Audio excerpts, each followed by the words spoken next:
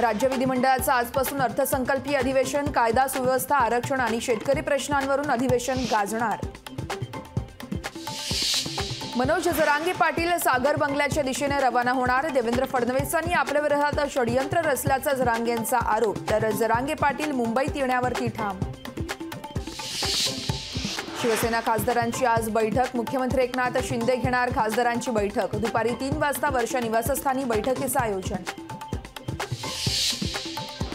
राज्यातील निवासी डॉक्टरांचा संप अखेर मागे, राज्य सरकारनं विद्यावेतनात 10,000ची वाढ केल्यानंतर संप मागे घेण्याचा निर्णय।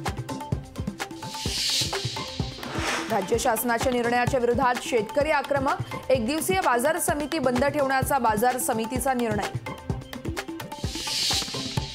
दिल्ली सीमेवरील सिंघू आणि टिकरी रस्त्यांवरील काही अडथळे पोलिसांनी हटवले, प्रवाशांना जाण्यासाठीचा मार्ग मोकळा। उद्योगपती निरंजन हिरानंदानी आणि मुलगा दर्शन हिरानंदानी याने ईडीचं समन्स, फेमा कायद्याचं उल्लंघन केल्याचा ईडीला संशय।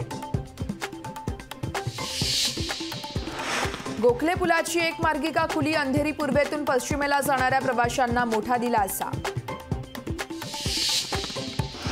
मेट्रो 4 आणि मेट्रो 4A साठी तब्बल 39 मेट्रो गाड्यांची खरेदी, एमईआरडीएकडून निविदा जारी, तर 4,229 कोटींचा खर्च अपेक्षित।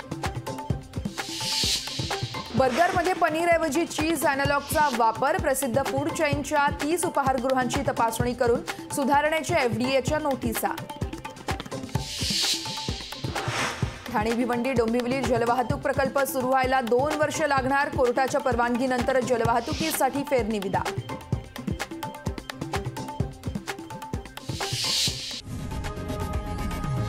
लोकशाही मराठी ऐका, पहा, जागरूक रहा।